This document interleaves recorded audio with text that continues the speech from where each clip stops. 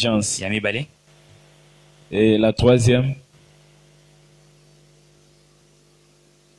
Hein? Alléluia. Amen. Nous avons parlé de naître de nouveau. Nous avons parlé de la soif. Et nous avons parlé de la foi. Et ce matin, nous parlons de la quatrième exigence qui est prier selon la volonté de Dieu. Prier selon la volonté de Dieu. Nous avons lu dans 1 Jean 5,14. La Bible dit ceci. Nous avons auprès de lui cette assurance que si nous demandons quelque chose selon sa volonté, il nous écoute. Si nous demandons selon sa volonté, alors si nous ne demandons pas selon sa volonté, il ne nous écoute pas. Et nous n'avons pas ce que nous demandons. La volonté de Dieu.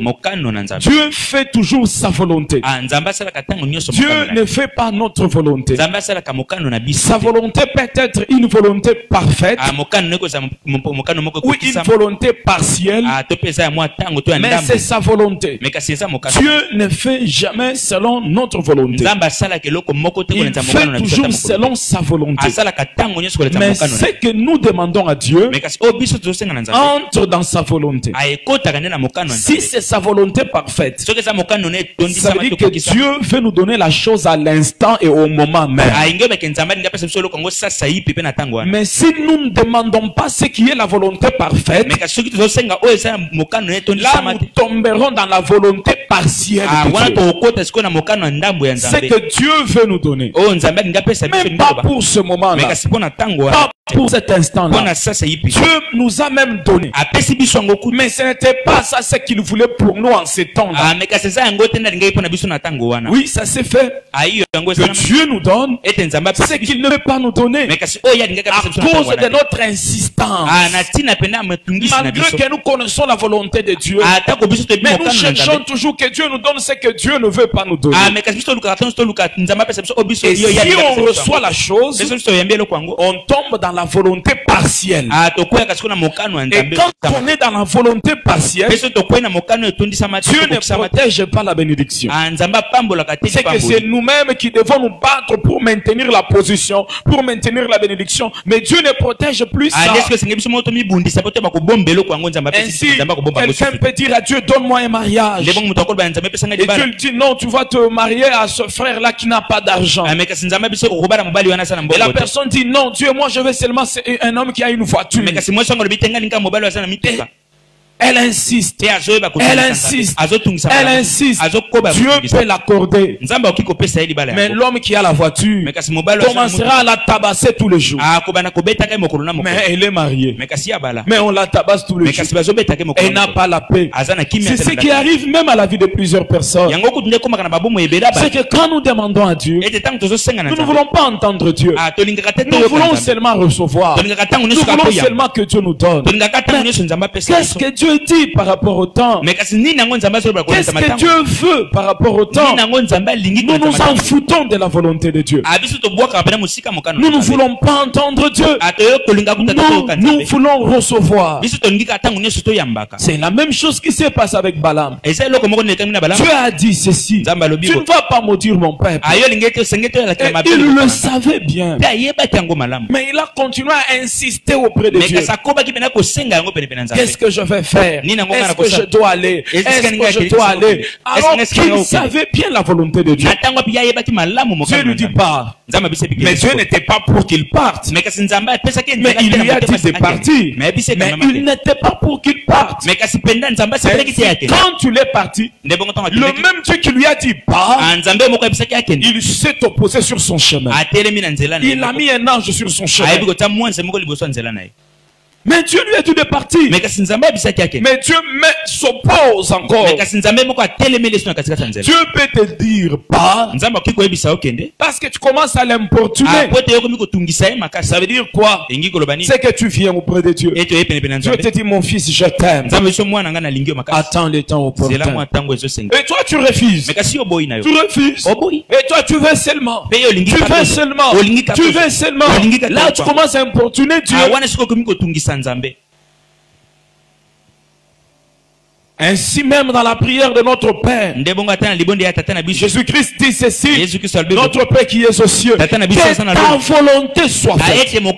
C'est que dans la prière que Jésus nous a enseignée, il a insisté à ce que même si nous voulons le pain quotidien, mais que la volonté de Dieu soit faite. Nous pouvons désirer le pain quotidien, mais Dieu veut qu'on soit en jeûne en ce jour-là. Mais nous voulons le pain. Donc, même si on demande le pain, Jésus dit ceci: que ta volonté soit faite sur la terre comme au ciel. Tout ce qu'on demandera dans la suite de la prière, que ce ne soit que dans ta volonté. Regardez ce qui arrive. Jésus-Christ est fils de Dieu. Et il prie à son Père. Il dit ceci à son Père: Père, s'il te plaît, enlève cette coupe au devant de moi. Enlève cette coupe au devant de moi. C'était une douleur qui attendait Jésus. Jésus devrait souffrir. Et il dit: enlève cette coupe. Et il se souvient que même s'il lui voulait, il ne voudra jamais selon sa volonté humaine, c'est que le Père voudra dans sa volonté divine.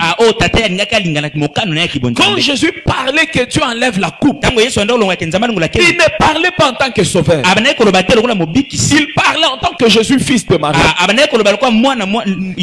S'il parlait en tant que sauveur, le sauveur devrait monter à la croix. Le sauveur devrait mourir. Le sauveur devait souffrir. Mais c'était dans la chair que Jésus-Christ parlait. Et il dit: enlève cette coupe. Et à la fin il dit: toutefois, dans la chair ça me fera mal, mais dans l'esprit c'est le chemin qui a été préparé pour moi. Toutefois, pas ce que je veux, mais ce que toi tu veux. Dieu peut t'amener à la croix afin de te faire asseoir autour de toi avec les 24 vieillards qui enlèvent leur couronne et qui les jettent à tes pieds. Dieu pas accepter que tu passes par la vallée. Mais la Bible dit ceci: il rendra cette vallée un lieu de délices. Et la pluie la couvrira de bénédictions. C'est ce que la Bible dit. Peut te faire passer par des moments difficiles. Tu ne sais pas pourquoi ça m'arrive. Tu ne sais pas quel mal tu as fait. Mais la Bible dit ceci: je connais le projet que j'ai formé pour toi. Le projet de paix, de bonheur et non de malheur. Quel que soit ce que nous vivons, rassurons-nous de l'amour de Dieu. Rassurons-nous de l'amour de Dieu. Rassurons-nous que Dieu nous aime. Et il ne nous abandonnera pas. Il nous aime et il nous abandonnera pas. Alléluia. Amen. Allons le Seigneur.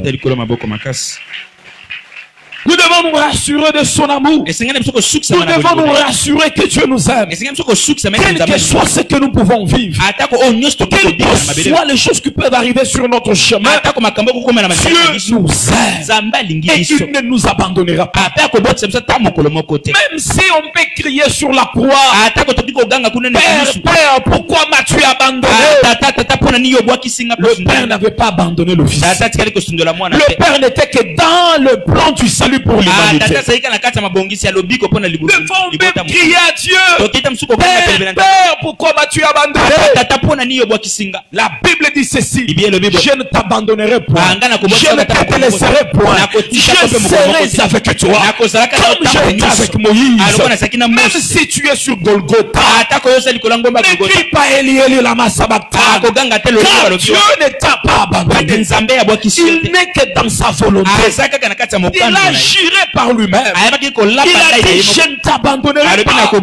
Alors si Dieu nous abandonne, alors il devient menteur. Comme il ne peut pas devenir un menteur. Si les problèmes nous arrivaient, si les complications nous arrivaient, soyons-en sûrs. Dieu est toujours dans sa volonté. Ainsi, prions toutefois afin que la volonté de Dieu soit faite. Chaque fois que Jésus parlait, il faisait voir clairement qu'il n'est venu que pour accomplir la volonté du Père. Il disait souvent ceci: je viens, ma nourriture est de faire la volonté du Père. Toutefois, non pas ma volonté, mais la volonté du Père. Il a montré qu'il voulait clairement accomplir la volonté du Père. Cela montre l'intimité qu'il y avait entre Jésus et son Père. Il y avait l'intimité. Car quand on est unis, on se connaît. Je sais ce que tu veux et tu sais ce que je veux. Parce qu'on est unis, que même si tu es uni à Dieu, tu feras toujours la volonté de Dieu. Toujours la volonté de Dieu. Tu connaîtras toujours la volonté de Dieu. Si tu es uni à Dieu, si tu es dans l'intimité avec Dieu, tu connaîtras toujours la volonté de Dieu. Pourquoi? Car étant en lui, les choses ne peuvent pas sortir de lui sans que toi tu le saches. Abraham n'était pas en Dieu, mais Abraham était uni à Dieu. Dans ses désirs, dans sa pensée. Et écoutez ce qui s'est passé. Ils veulent aller brûler Sodome et Gomorrhe. Écoutez ce qu'il s'est dit. Est-ce que nous allons cacher ça à notre ami Abraham? On ne peut pas cacher ça à notre ami Abraham. Il voulait déjà partir. Avant de partir, annonçons d'abord à notre ami Abraham. Oh, bien-aimé, Dieu n'a pas de conseils. Et Dieu n'a pas besoin de conseils de l'homme. Mais Dieu veut annoncer d'abord à Abraham. Pourquoi? Et même s'il disait à Abraham, est-ce qu'Abraham changera son avis? Quand tu es dans la communion avec Dieu, tu peux changer la vie de Dieu. Tu peux changer la vie de Dieu. Dieu n'a pas de conseils. Il ne veut pas de conseils. Mais Dieu entend toujours les cœurs de ses intimes. Toujours. Si tu es intime à Dieu, tu peux changer la volonté de Dieu. Pourquoi? Parce que étant dans l'intimité avec Dieu, ce que tu voudras, c'est aussi ce que Dieu veut. Parce que vos cœurs sont attachés. Quand on est dans l'intimité, on est attaché. C'est que ce que tu voudras, ton cœur commencera à battre au rythme de Dieu. Écoutez, Dieu veut tuer tout Israël. Commençons d'abord par la rébellion de On, Datam et Abiram. Nombre 16. Ces gens se rebellent. Et Dieu commence à frapper. Plus de 16 000 morts. Vous savez ce que Moïse fut? Il se précipita entre les morts et les vivants. Il dit avant de passer derrière, tue-moi d'abord. Avant de passer derrière, il se précipita au devant de Dieu. Aaron d'allumer le brasier afin d'arrêter la colère de Dieu. Dieu peut se fâcher, mais l'intime de Dieu ramènera toujours Dieu au bon sens. Il ramènera toujours Dieu sur le droit chemin. Car le cœur de l'intime est toujours attaché à son intime. N'oubliez pas, nous sommes l'épouse de Jésus et l'épouse d'un homme connaît toujours les secrets de l'homme. L'épouse d'un homme connaît toujours comment changer les situations. Elle sait Quand l'homme se fâche, qu'est-ce qu'elle peut faire pour changer la situation? Demeurer dans la volonté de Dieu. Demeurer dans l'intimité avec Dieu. Demeurer dans le cœur de Dieu. Et là, ce que vous voudrez faire, ça ne sera rien d'autre que ce que Dieu lui-même voudra faire s'il était vivant. Là où tu es. Pourquoi? Ce que Dieu est, je le suis. Ce que Dieu pense, je le pense. Là où est le cœur de Dieu, là où se trouve mon cœur. Ma prière ce matin est que Dieu prenne ton cœur et l'attache à son cœur. Que ton cœur et le cœur de Dieu deviennent un. Deviennent un. Ton cœur et celui de Dieu deviennent un. Que tu comprennes la volonté de Dieu. Acclamons le Seigneur. Notre chef dans la prière et le fait que nous ne voulons pas savoir la volonté de Dieu. Car la Bible dit ceci: tout ce que vous nous demanderons selon sa volonté, il le fera. Alors si Dieu n'agit pas, si Dieu ne vient pas nous sauver, c'est parce que nous ne voulons pas savoir la volonté de Dieu. Avant de prier, frère, sœur, je voudrais te poser la question: quelle est la volonté de Dieu pour ta vie? Qu'est-ce que Dieu attend de toi? Qu'est-ce que Dieu veut de toi? Nous n'avons pas le droit d'aller au-delà de la volonté de Dieu. Si nous allons au-delà de la volonté de Dieu, alors les réponses deviennent difficiles dans nos vies. Le résultat de nos prières devient compliqué. Car Dieu entend et répond aux prières qui sont faites dans sa volonté. Dieu a un dessein pour chacun de nous. Dieu a tracé un chemin pour chacun de nous. Notre bénédiction dépend de notre marche dans ce chemin que Dieu a tracé pour nous. Si nous refusons de marcher dans ce chemin, comment on aura la victoire? Tant que nous ne soyons pas de connaître la volonté de Dieu, nous demanderons toujours ce que Dieu ne veut pas. Car si je ne sais pas ta volonté, je pourrais demander ce que tu ne t'attends pas, ce que tu ne veux pas me donner. Et si je demande ce que tu ne veux pas me donner, tu ne me le donneras pas. C'est comme quand tu as un enfant et il y a le feu. L'enfant veut toujours aller toucher le feu. Ne touche pas. Ça brûle. L'enfant commence à pleurer. Non, maman, laisse-moi toucher le feu. Non, maman, laisse-moi toucher le feu. Toi, tu sais que si tu donnes à ton enfant la chose, si tu laisses accès à ton enfant, l'enfant va se brûler. Et même Dieu sait que si nous donne certaines choses qu'on demande, nous allons nous brûler. Nous pleurons. Donne-moi seulement. Laisse-moi toucher le feu. Mais vous savez ce que la plupart des parents font? Ils laissent l'enfant tout en étant derrière lui pour qu'il touche un peu le feu. Et quand tu touches le feu, papa est aussi derrière. Il peut le récupérer pour qu'il ne tombe pas totalement. Mais l'enfant sera quand même brûlé. C'est ce que Dieu fait. Lorsqu'il nous fait, il ne veut pas comprendre ça. On ne veut pas même entendre sa volonté. On ne veut pas entendre son conseil.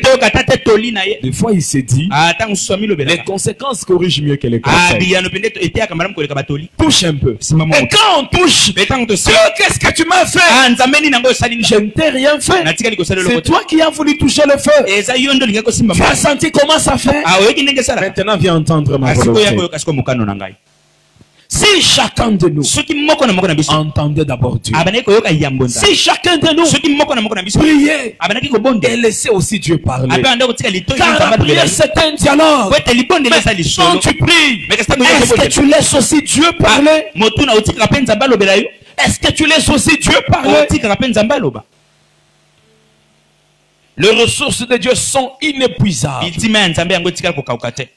Dieu a toujours de quoi nous donner. Mais tout ce que le Seigneur nous demande d'abord, nous devons prier seulement pour des choses en accord avec sa volonté.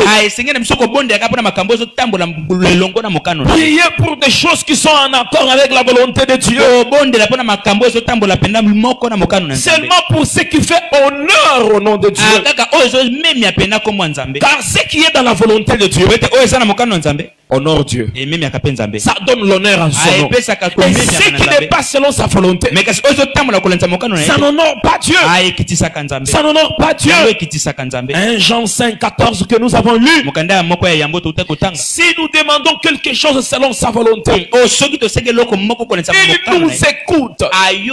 Et si nous savons qu'il nous écoute, quel que soit ce que nous demandions, nous savons que nous l'avons reçu. Le verset 15. S'il nous a écoutés, alors nous savons que nous avons reçu.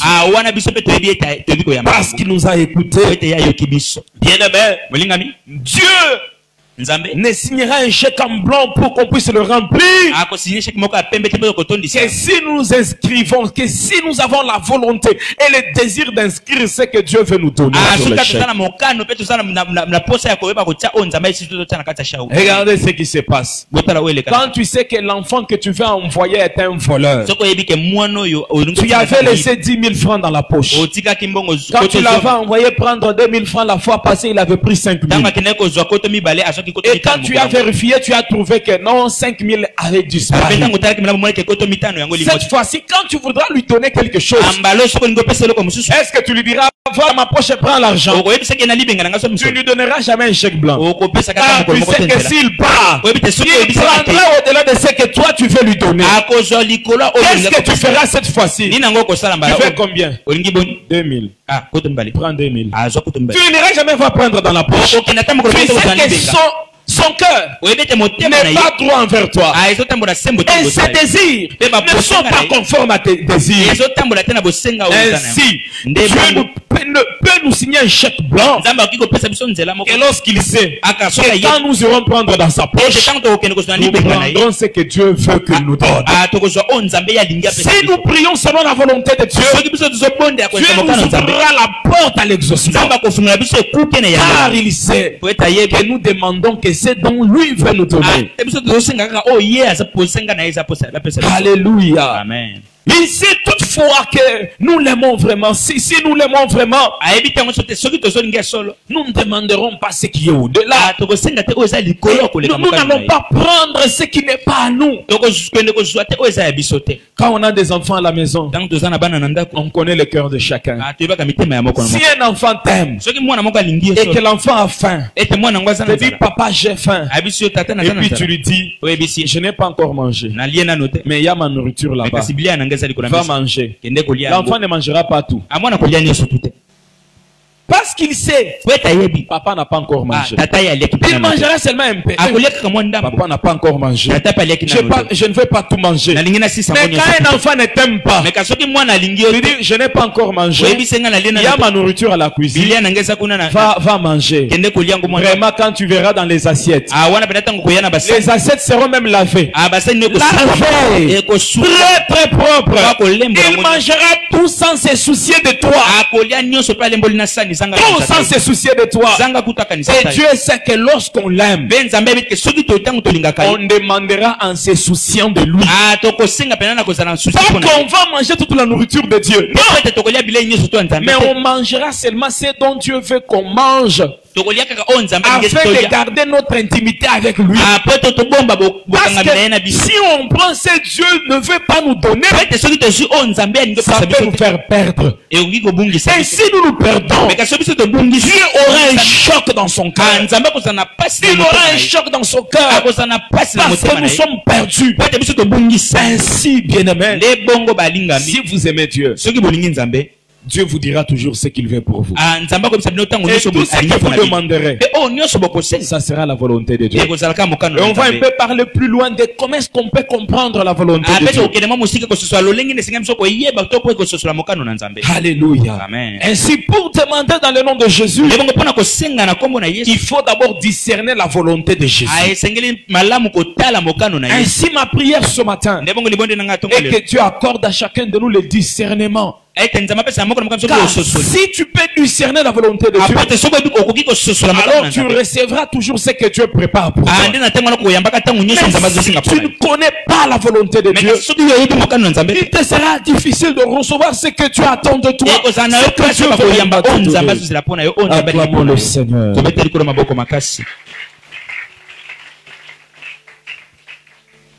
Ainsi, bien-aimés, nous pouvons aller auprès de Dieu, demander son aide, que si nous demandons dans sa volonté. Or, quand on demande dans la volonté de Jésus, ça veut dire ceci: demander pour la gloire de Jésus. C'est que tout ce que je cherche, ça va honorer le nom de Jésus. Ça va honorer le nom de Jésus. Je ne peux pas chercher auprès de Dieu ce qui ne l'honore pas. Celui qui demande dans la volonté demande ce qui honore. Demande ce qui honore. Alléluia. Ainsi dans Jacques 4:3, la Bible dit ceci: vous demandez, vous ne recevez pas, parce que vous demandez mal, dans le but de satisfaire vos passions. Vous ne demandez pas pour la gloire de Dieu, demandez pour vos plaisirs, pour seulement vous satisfaire. C'est-à-dire, donne-moi une Jeep. Donne-moi une Jeep. Et quand Dieu vient regarder les intentions, pourquoi tu veux une Jeep? Parce que ton voisin a acheté aussi une voiture. Et ça, Dieu ne te donnera pas. Ce n'est pas pour sa gloire que tu cherches. C'est pour faire des concurrences dans le quartier que tu cherches la Jeep. Tu ne la cherches pas pour la gloire de Jésus. Mais comme ton voisin a acheté, toi aussi, pour que les gens sachent que toi aussi tu as aussi une Jeep. Qu'est-ce que tu demandes? Est-ce que c'est pour la gloire de Dieu? Prier selon la volonté de Jésus, c'est prier selon en accord avec la manière d'être de Jésus. C'est prier dans l'esprit de Jésus et dans sa volonté. Ainsi, la Bible dit ceci: l'heure vient et elle est déjà venue où les vrais adorateurs adoreront le Père en esprit. Celui qui demande selon la volonté de Jésus, il demande en esprit, en communion dans le cœur de Jésus. Demander selon la volonté de Dieu, ça veut aussi dire chercher ce que Jésus cherche. Tu cherches ce que Jésus cherche, parce que ce que tu veux, c'est ce que Jésus veut aussi. Et vous savez pourquoi Dieu avait donné Anne un enfant? Parce que Anne a commencé à chercher ce que Jésus cherchait. Dieu cherchait un prophète. Et Anne a dit ceci: si tu me donnes un mal, Dieu voulait un mâle. Il voulait un garçon. Je te le donnerai. Dieu voulait une offrande. Il voulait un homme qui lui soit consacré. Ainsi, Anne dit ceci: je te consacrerai, je l'offrirai, je le sacrifierai, il serait tout à toi. Pendant que tout Israël n'était plus consacré à Dieu, les sacrificateurs, le fils d'Élie, faisaient ce qu'il voulait dans le temple. Il n'était plus consacré à Dieu. Élie, qui devrait le réprimander, ne le faisait pas. C'est-à-dire que lui aussi n'était pas consacré à Dieu. Car lorsqu'on est consacré à Dieu, on protège les intérêts de Dieu. Et si on ne protège pas les intérêts de Dieu, on n'est pas livré tout à lui. On n'est pas livré tout à lui. Ainsi, Dieu voulait quelqu'un qui lui soit consacré. Et quand Anne est est entré dans la volonté de Dieu, Dieu a envoyé le même Élie. Le même Élie. Ce n'était pas Élie qui a parlé. C'est Dieu qui avait parlé. Et Dieu a dit ceci à Anna. Va. Et que Dieu exauce ta prière. Bien-aimé, simple parole, courte parole, mais quelle puissance! À cause de cette parole-là, on conçoit un prophète incontestable de toute la Bible. De la Bible. Quand Samuel voulait parler, des fois il demandait à Dieu qu'il fasse des tonnerres et des éclairs. Et il y a des tonnerres et des éclairs. À la fin de la vie de Samuel, Samuel demande un jugement de Dieu. Que Dieu les juge au devant des hommes. Et il y a eu des tonnerres. Les hommes ont jugé, ont dit, tu nous as rien fait de mal. Tu n'as pas donné un mauvais jugement. Et Dieu juge aussi Samuel par des tonnerres et des éclairs pour confirmer que vraiment Samuel a agi selon la volonté de Dieu. Et la Bible dit ceci: toute la vie du prophète Samuel, tout ce qu'il a prophétisé, rien n'est tombé à terre. Tout s'est accompli. Tout s'est accompli. Tout. La Bible ne dit pas de ça de notre prophète. Mais concernant Samuel, on dit et on ajoute tout ce qu'il avait dit dans son vivant c'est accompli. Pourquoi Dieu a donné aussi un meilleur cadeau?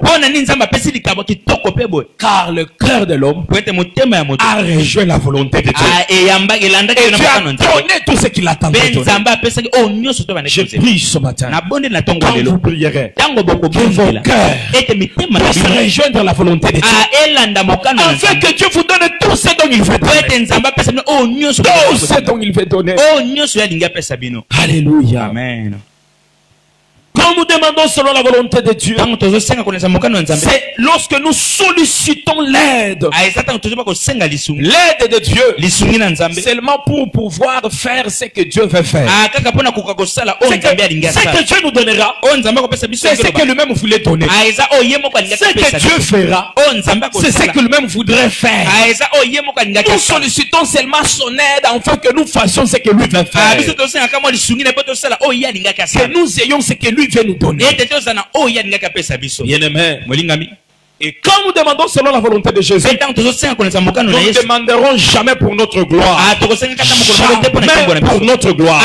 Toujours pour sa propre gloire. Toujours pour sa propre gloire. Alléluia. Amen. Ainsi, pour pouvoir prier selon la volonté de Jésus, il faut que nos buts et les buts de Jésus fassent un. Un homme a dit ceci: oh Seigneur, accorde-moi de faire ta volonté comme si c'était ma volonté. Ainsi toi aussi tu feras ma volonté comme si c'était ta volonté. Lorsque la volonté de Jésus remplit ton cœur et que tu vis selon sa volonté, tout ce que tu voudras, Dieu le fera. Pourquoi? Parce que si tu as sa volonté, tu ne voudras que sa volonté. Parce que tu as sa volonté, tu ne feras que sa volonté. Tu ne toucheras que sa volonté. Tu ne parleras que de sa volonté. Quand un homme aime profondément une autorité, un président de la République, même s'il vend toutes les mines du Congo, il met l'argent dans son compte bancaire, cet homme-là va les défendre. C'est un bon président. Ce qu'il a fait là, c'est protéger notre patrimoine. Parce que s'il laisse ça, on pouvait venir voler. Quand on aime profondément Dieu, même si Dieu nous frappe, on va le glorifier. On dira toujours, c'est la bonne volonté. Ce que Dieu a fait là, c'était pour m'aider. Aimer profondément Dieu. Et la volonté de Dieu se gravera sur vos pensées, se gravera sur votre cœur. Vous serez même en train de faire des choses qui vous font mal. mais vous êtes dans la joie. Vous êtes dans la joie. Ainsi quelqu'un peut gêner à sec, mais il est dans la joie. Mais il est dans la joie. Et quand tu finis son jeûne à sec, j'ai gêné des joies. Il est dans la joie, mais pendant qu'il a maigri. Il est dans la joie pendant qu'il s'est détruit son corps. Alléluia. Amen. Quand on aime profondément Dieu, on peut aller dans ce qui nous fait mal. Mais on est toujours dans la joie. Parce que son cœur est attaché au cœur de Dieu. Et la Bible dit, la joie de Dieu, c'est notre force. C'est que quand Dieu sera toujours en joie, nous serons toujours forts. Nous n'allons pas nous lamenter. Jamais nous allons nous lamenter. Bien-aimé, je vous dis, ceux qui aiment vraiment les gens ne se lamentent pas même lorsqu'on les fait du mal par les gens qu'ils aiment.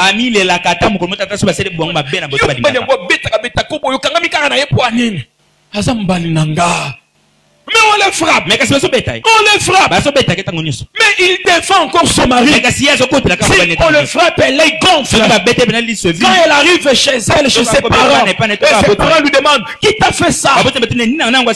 Non, je me suis cogné au mur. Elle défend son mari. Pourquoi? Elle l'aime. Et quand tu aimes Dieu, tu parleras toujours dans l'essence de Dieu. Tu défendras toujours Dieu. Oui, toujours Dieu. Toujours sa volonté. Toujours sa volonté. Ainsi je prie le Seigneur. Que son amour comble ton cœur. Que son amour comble ton cœur. Même si Dieu te fait passer par des vallées d'ombre de la mort, tu ne tiendras aucun mal. Tu passes par des moments compliqués. Tu dis Paulette et ton bâton me rassure. Bien-aimé, toi tu es dans les pétrins et tu dis que Dieu te rassure. Tu dis que Saoulette et ton bâton est avec toi. Tu es en train de souffrir des maladies et tu dis que la droite de l'Éternel me guérit. Tu dois avoir un problème dans la tête. Et le problème là, son nom c'est la volonté de Dieu. Le problème que tu as dans ta tête, c'est la volonté de Dieu et l'amour que tu as envers Dieu. Alléluia. Il faut seulement aimer Dieu pour passer dans la vallée de l'ombre de la mort et dire que sa houlette et son bâton me rassurent.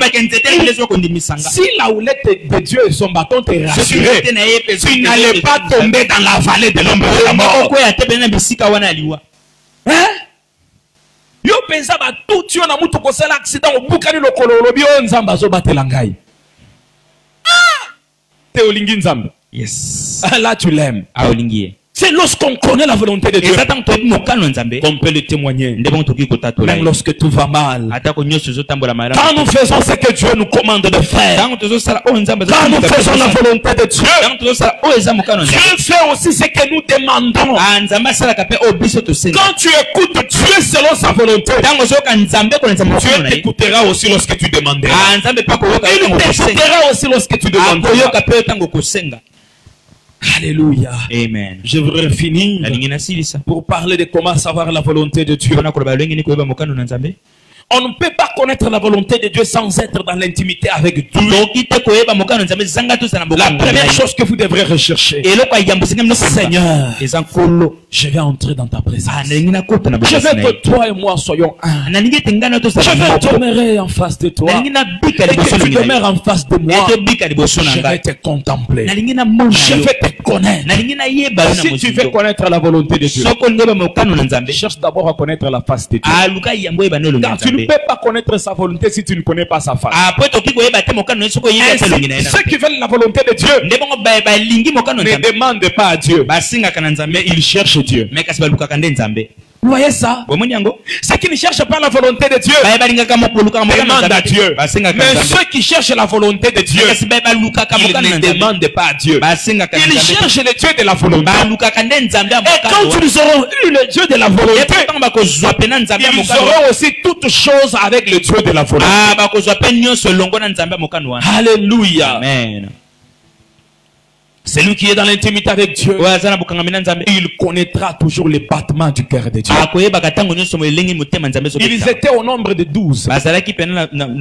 12 que Jésus-Christ avait choisi comme apôtres.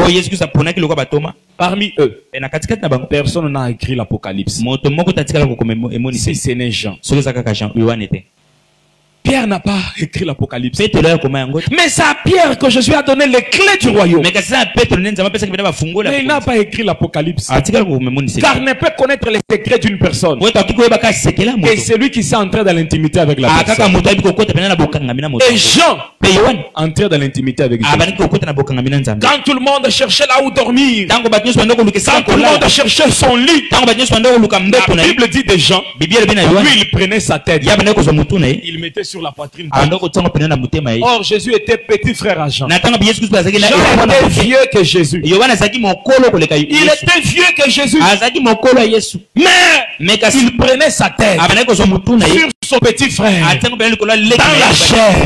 C'est celui qui est moins âgé que lui dans la chair. Il mettait sa tête sur la poitrine. Si c'est un enfant qui met sa tête sur ma poitrine, je dirais que l'enfant cherche la sécurité. Mais quand un vieux met sa tête sur ta poitrine, il ne cherche pas la sécurité. Il ne cherche pas la sécurité. Là, il te fait confiance. Il te fait confiance. Alléluia. Amen. Ainsi, Jean faisait confiance. Ainsi, les autres ont écrit. Mais Jésus est venu se révéler à Jean. Il ne voyait plus. Dans l'île de Patmos, il n'avait plus Dieu pour voir. Mais comme son cœur était attaché à Dieu, Dieu qui peut voir là où il n'y a pas Dieu, lui a donné les yeux pour voir. Quand Jean voyait, il n'a pas vu l'Apocalypse. Mais quand Jean ne voyait plus, alors Dieu lui révèle des choses cachées. Quand tu as la force avec Dieu, il y a des choses que Dieu ne fera pas. Mais quand ta force finira avec Dieu, Dieu viendra te révéler qui a été l'homme fort de ta vie. Il viendra se révéler à toi. Raison pour laquelle levez votre force, enlevez vos capacités, enlevez vos grades, mettez votre tête sur la poitrine de Jésus.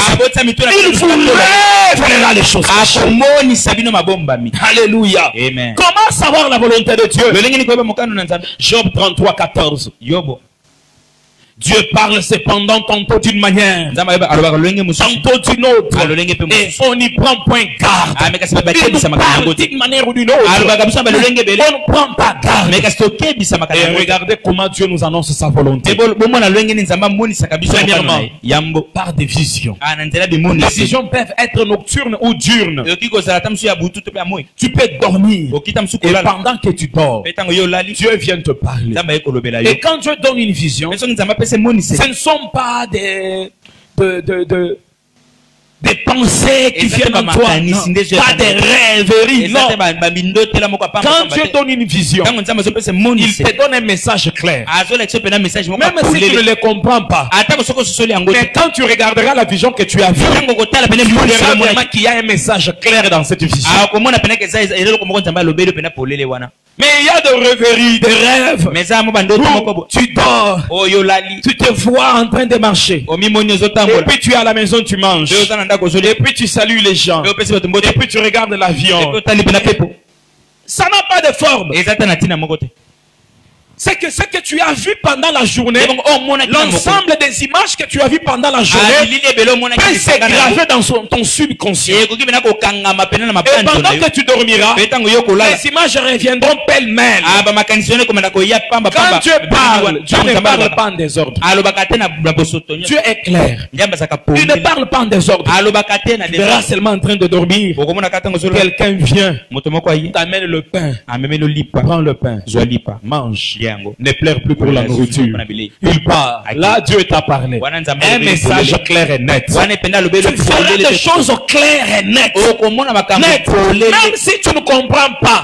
Mais ce ne sera pas des choses pêle-mêle. Non. Ça sera une vision claire et nette. Claire pas dans la vision, mais claire dans le message. Pourquoi je le dis? Car ceux qui font de vision diurne. Tu pries. Et puis une vision vient. L'image peut être n'est pas claire. Mais le message a été toujours clair. Vous voyez ça? Je m'explique. Quand on voit des visions, regardez ce que Dieu dit à Moïse. Il dit, mon serviteur Moïse, je le parle face à face. C'est une dimension. Il disait cela pour distinguer entre comment il parle Moïse et comment il parle à Mariam et Aaron. Et il dit à eux, vous, je vous parle pas des visions. Hein? Mais lui, face à face. Là, Moïse face à face. Aaron et Myriam parlent des visions. Maintenant, si on descend par les autres, ça peut être par des tâtonnements. Et si on descend encore en bas, ça peut être ils reçoivent un message mais par incertitude. Dieu parle à chacun selon son niveau spirituel. Quand tu montes dans une haute dimension spirituelle, tu auras des visions claires et nettes. Et quand tu montes à la dimension de Moïse, tu verras Dieu face à face. Face à face. Mais quand tu es en bas, Dieu te parlera, tu ne comprendras pas. Des fois tu peux voir une vision, mais l'image n'est pas claire. Le message est toujours clair. Alléluia. Amen. Premièrement, Dieu nous montre sa volonté par des visions. Ça peut être des visions pendant que tu dors. Ça peut être des visions pendant que tu es réveillé. Raison pour laquelle, quand vous priez, quand vous recevez une image, pendant que vous êtes concentré, ne négligez pas ça. Quand vous dormez et vous recevez un message clair, ne négligez pas ça. Ne négligez pas ça. Si Joseph avait négligé la vision qu'il recevait, il n'allait jamais être premier ministre en Égypte. Et il n'allait jamais sauver sa famille de la famine. C'est que même sa famille pouvait mourir à cause de Joseph qui n'a pas retenu le vision. Mais vous, Dieu vous parle, vous négligez. Dieu vous parle, vous négligez. Dieu vous parle, vous négligez. Vous pouvez même tuer votre famille parce que vous n'avez pas compris la vision de Dieu. Écoutez, Jésus-Christ est né. Il est Dieu. Il est Dieu. Même s'il est enfant. Et puis, quand Dieu est venu pour annoncer la naissance de Jésus, il n'a pas parlé à Joseph, il a parlé à Marie. Et Joseph d'ailleurs doutait. C'est Dieu qui est venu le réconforter, l'affirmer. Et c'est Dieu là vient encore parler à Joseph pour sauver la vie de Jésus. Il dit, prends l'enfant Jésus, fuis avec lui en Égypte. L'enfant Jésus était Dieu. On peut venir pour le tuer, il saute, il disparaît. Mais si Joseph n'avait pas pris l'enfant Jésus pour aller avec lui en Égypte, peut-être on n'allait pas avoir le sauveur Jésus. Car si Dieu était capable de sauver Jésus sans avoir fui avec lui, il n'allait pas aller parler à Joseph. Mais si tu as parlé à Joseph, Dieu aime qu'on écoute ses instructions. Qu'on écoute et qu'on obéisse à ses instructions. Et Joseph a pris l'enfant. Ils ont fui. Ils ont fui. Même Jésus-Christ lui-même, il avait fui entre les mains de ceux qui voulaient les tuer avant le temps. Ils ont pris des pierres pour le tuer. Il partit. Sortait dans l'autre ville. Ce n'était pas encore le temps. Si vous connaissez la volonté de Dieu, vous ferez ce qui est dans le temps.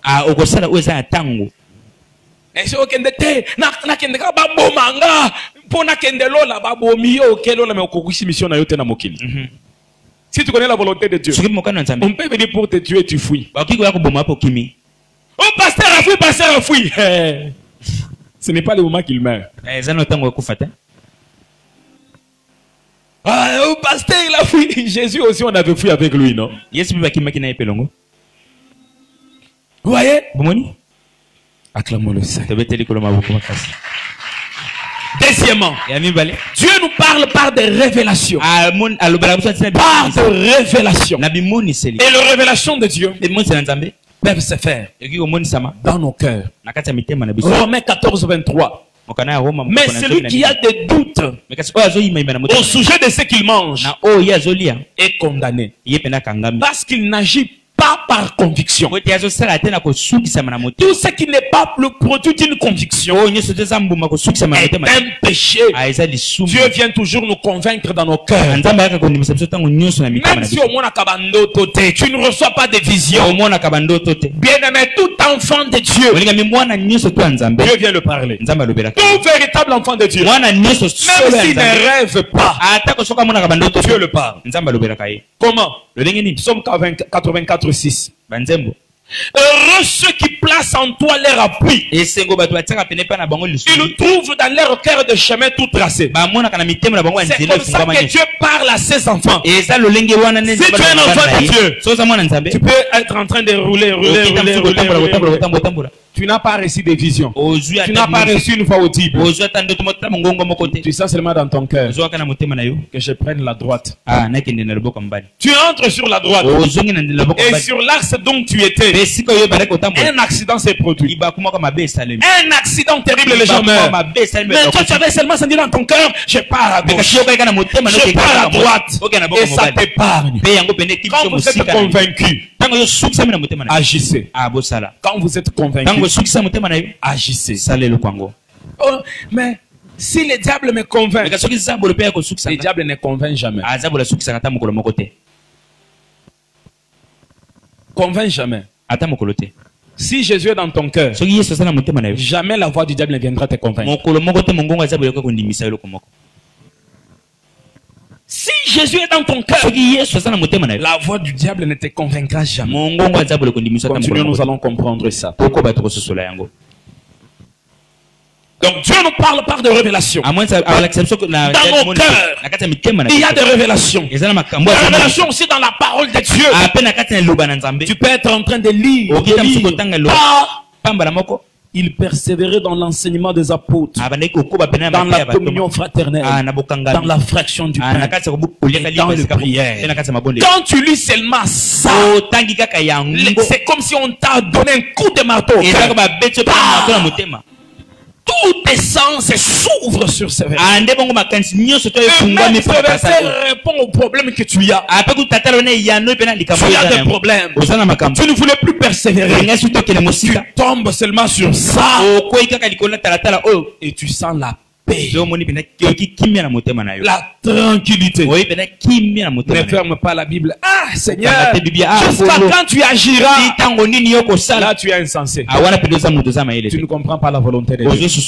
Quand tu tombes sur des versets comme ça, qui répondent à ton problème pendant que tu ne t'attendais pas. Et pas seulement que ça répond à ton problème d'une manière intellectuelle, mais même dans ton cœur tu reçois la paix. Seul Dieu peut donner la paix du cœur. Et si tu as reçu la paix du cœur, ça veut dire que Dieu veut que tu sois en paix.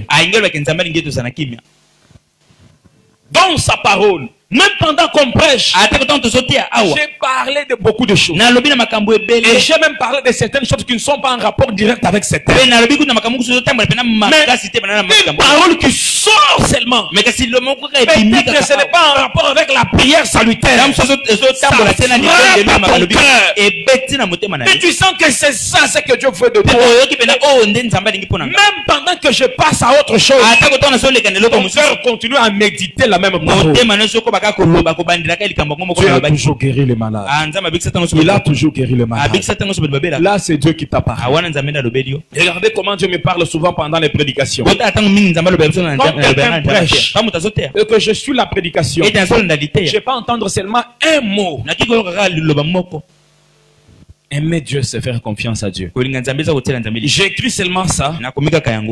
les autres choses commencent à venir. Et c'est toute une prédication. Mais un mot seulement pendant que quelqu'un prêche. Il touche seulement un mot. Le Saint-Esprit ouvre mon intelligence spirituelle. Et tu commences à écrire toute une prédication. Là, c'est Dieu. Il te révèle par la prédication de l'autre ce que tu dois faire ou ce que tu dois dire. Il nous parle aussi par des prophéties. Il y a des dons de prophétie dans l'église. Il y a aussi le ministère prophétique. C'est lui qui a le don de prophétie.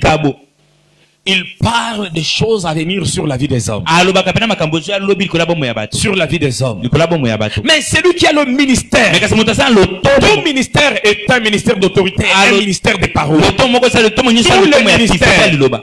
Tous les ministères sont des ministères de parole. Le prophète est un enseignant.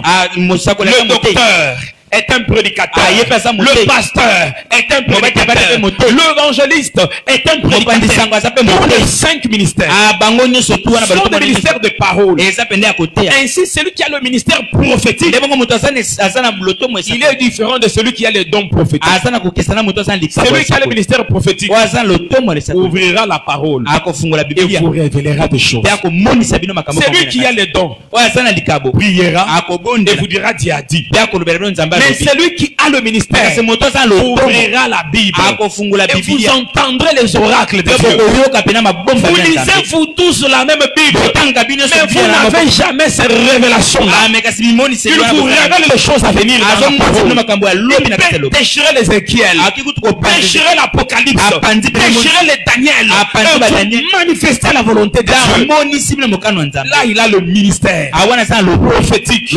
Car tout ministère est attaché à la parole. Mais celui qui a seulement le don, peut-être même si vous donnez l'exhortation, il ne saura pas vous exhorter. Même pour 20 minutes, il ne saura pas. Mais quand tu s'agenouilles pour prier, il peut vous prophétiser tous.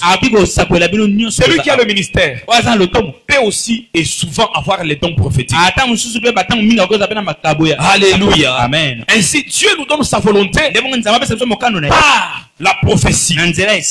Mais aussi, Dieu peut nous parler par notre environnement. Notre environnement. Tu peux être assis quelque part et tu veux quitter le quartier. Et quand tu veux quitter le quartier, là seulement ton voisin, on l'a donné un bon emploi. Pendant que vous deux, vous étiez chômeur, ton voisin, il a un bon emploi. Dis, je reste d'abord. Continue à prier. Et puis après un temps, tu dis, je dois quitter le quartier. L'autre voisin, il a eu un bon emploi. Reste.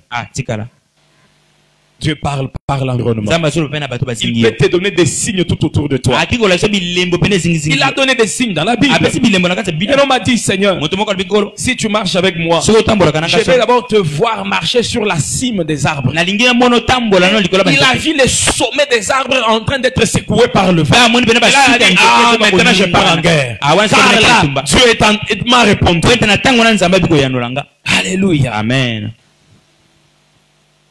Mais comment distinguer alors la voix de Dieu? C'est là où on finit. Comment distinguer la voix de Dieu de la voix de l'homme et de la voix du diable? Car le diable parle. Et le diable peut même parler au vrai serviteur de Dieu. Le diable a parlé à Jésus. N'est-ce pas? Il lui a dit, si tu es fils de Dieu.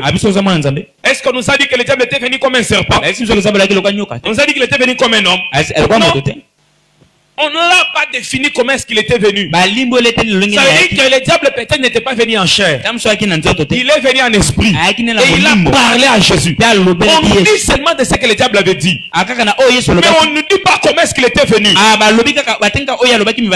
veut dire que c'était une prophétie. N'est-ce pas? C'était une voix spirituelle. C'est que le diable peut parler aussi spirituellement à nous. Si le diable a parlé à Jésus,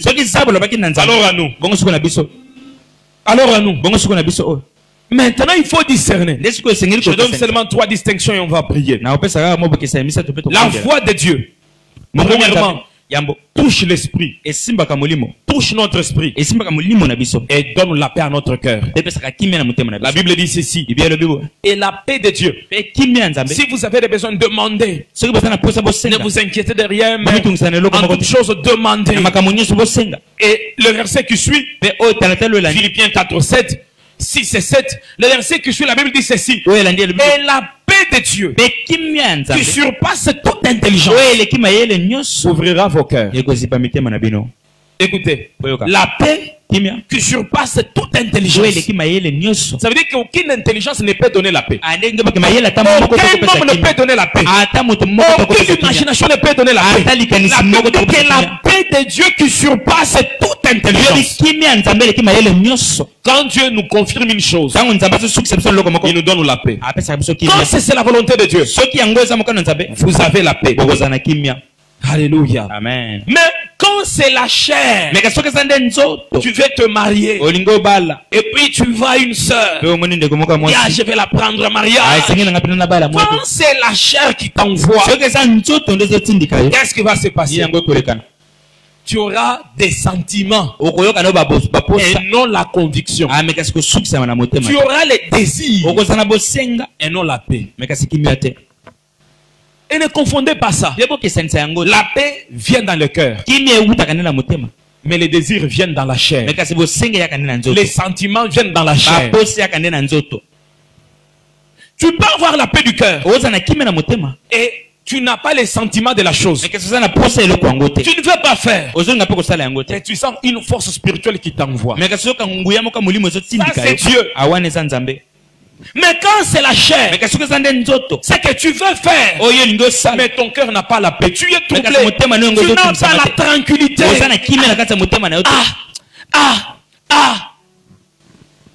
Tu n'as pas la paix. Mais quand c'est Dieu, la chair peut être à ta faire. Le cœur calme ne veut pas aller.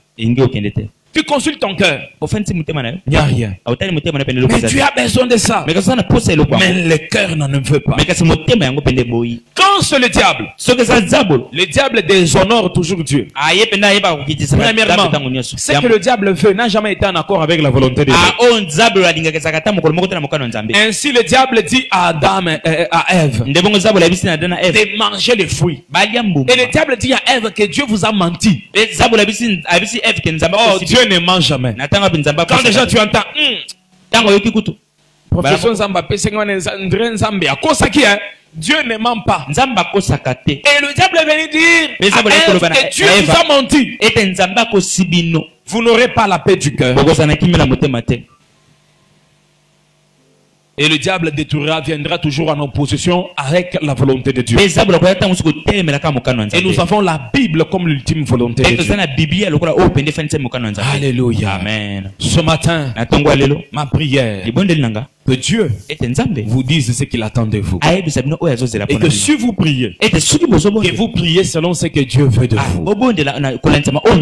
Et nous, notre tête, on va prier. Nasengi Ngoluna yo kati